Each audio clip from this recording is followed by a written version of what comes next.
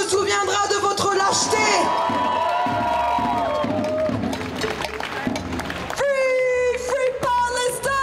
Alors que le génocide mené par Israël s'intensifie ces dernières semaines, le gouvernement israélien parle désormais ouvertement d'un plan de conquête totale de la bande de Gaza. Le but, lancer une offensive massive, occuper l'enclave durablement et entasser les Palestiniens de Gaza dans une partie du territoire dans l'extrême sud. Israël a considérablement intensifié ses attaques sur Gaza ces dernières semaines, faisant plus d'une 50aine de morts par jour. Depuis 19 mois, plus de 53 600 Palestiniens sont morts à Gaza, dont plus de 15 600 sont des enfants.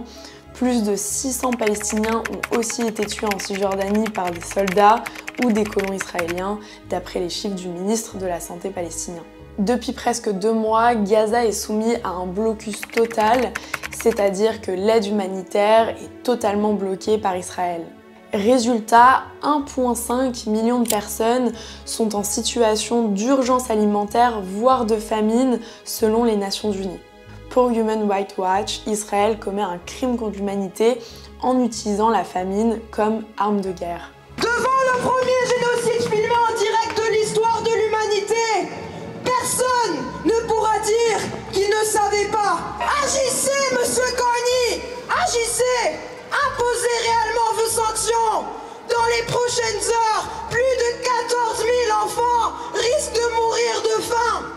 L'armée israélienne utilise l'administration de nourriture ou d'aide pour déplacer le peuple de Gaza du nord vers le sud pour pouvoir occuper puis coloniser le nord de Gaza. Dans une déclaration commune faite le 19 mai, 22 pays, dont la France, le Royaume-Uni, l'Allemagne et le Canada, ont demandé de rouvrir immédiatement l'accès humanitaire à Gaza. La France, le Canada et le Royaume-Uni ont aussi condamné l'élargissement des actions militaires en cours à Gaza et l'expansion des colonies illégales en Cisjordanie, appelant à un cessez-le-feu immédiat et menaçant Israël de prendre des mesures concrètes comme des sanctions ciblées. Plusieurs pays européens ont commencé à hausser le ton. Le Royaume-Uni a suspendu ses négociations commerciales avec Israël et convoqué l'ambassadrice israélienne. Plusieurs membres de l'Union européenne soutiennent désormais la proposition néerlandaise de revoir l'accord d'association commerciale entre l'UE et Israël en vigueur depuis 2000. Madrid a accueilli dimanche 20 pays européens et arabes ainsi que des organisations internationales pour envisager des sanctions envers Israël et parler de solutions à 2 États. Face à la pression internationale, Israël a autorisé une centaine de camions à entrer Gaza le 12 et 13 mai. Mais pour Médecins sans frontières, cette aide reste largement insuffisante et l'ONG accuse Israël de faire cela uniquement pour ne pas être accusé d'imposer la famine à la population.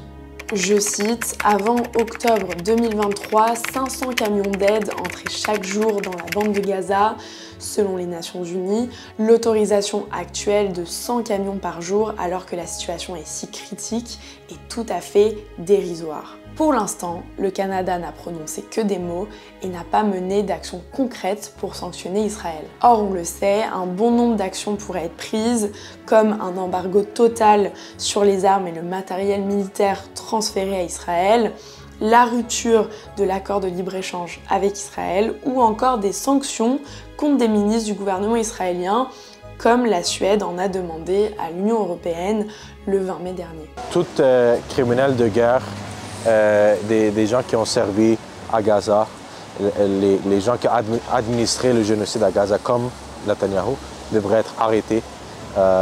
C'est des criminels de guerre. Bien sûr, des sanctions sur l'État d'Israël, c'est essentiel par le Canada. Un embargo d'armes, puis de mettre la pression politique pour arrêter le génocide, puis arrêter l'occupation et le siège sur la Palestine. Si on n'agit pas, il y a vraiment un risque réel d'exterminer le peuple palestinien.